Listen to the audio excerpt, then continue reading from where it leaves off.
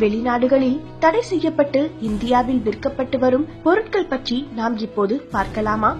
Life பாய் soap. உங்களுக்கு ஒன்று தெரியுமா? நாம் பயன்படுத்தும் லைஃப் பாய் சோப்புகள் வெளிநாடுகளில் சருமத்திற்கு மிகவும் தீ விளைவிக்க கூடியது என்று தடை செய்யப்பட்டுவிட்டது. மேலும் இது வெளிநாடுகளில் ஒரு சில மிருகங்களை சுத்தம் செய்ய பயன்படுத்தப்பட்டு வருகிறது என்பதுதான் குறிப்பிடத்தக்க ஒரு விஷயம்.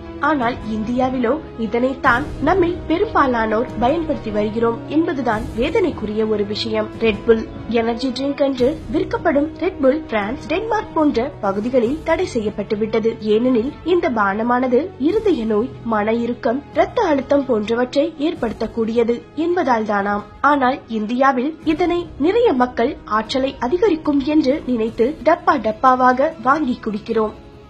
டிஸ்பிரின். இந்தியாவில் விற்கப்படும் வலி நிவாரணி மாத்திரைகளில் ஒன்றுதான் டிஸ்பிரின் என்னும் ஆஸ்பிரின். இதனை பெரும்பாலான வீடுகளில் காணலாம். ஆனால் இந்த மாத்திரை வெளிநாடுகளில் தடை செய்யப்பட்டுவிட்டது. ஏனெனில் இதனால் உடல் நலம் மிகவும் மோசமாக பாதிக்கப்படுகிறது. ஆனால் இந்தியாவிலோ இது இன்னும் விற்கப்படுகிறது. ஜெல்லி மிட்டாய். இந்த வகையான மிட்டாய்கள் அமெரிக்கா, கனடா மற்றும் ஆஸ்திரேலியா போன்ற நாடுகளில் இருந்து இறக்குமதி செய்யப்படுவதில்லை. ஏனெனில் அங்கு இந்த வகை மிட்டாய்கள் தடை செய்யப்பட்டுவிட்டது. இதற்கு காரணம் இந்த வகை மிட்டாய்கள் குழந்தைகளுக்கு தீவிர சுவாச பிரச்சனைகளை ஏற்படுத்துவதாக பல ரிப்போர்ட்டுகளில் தெரிய வந்துள்ளது. ஆனால் இவை இந்தியாவில் ஏராளமாக விற்கப்படுகிறது. Kinder Joy chocolate. இந்தியாவில் குழந்தைகள் கிண்டர் ஜாய் சாக்லேட்டை தான் அதிகம் விரும்பி சாப்பிடுவார்கள். ஆனால் இந்த வகை சாக்லேட் அமெரிக்காவில் தடை செய்யப்பட்டுவிட்டது. ஏனெனில் இதுவும் குழந்தைகளின் உடல் ஆரோக்கியத்திற்கு மிகுந்த தீங்கை விளைவிக்கிறது என்பதால் தான். Tea cold total.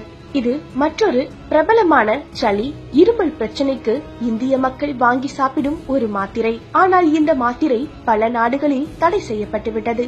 ஏனெனில் இது சிறுநீரக பிரச்சனைகளை ஏற்படுத்தும் என்பதால் தான்.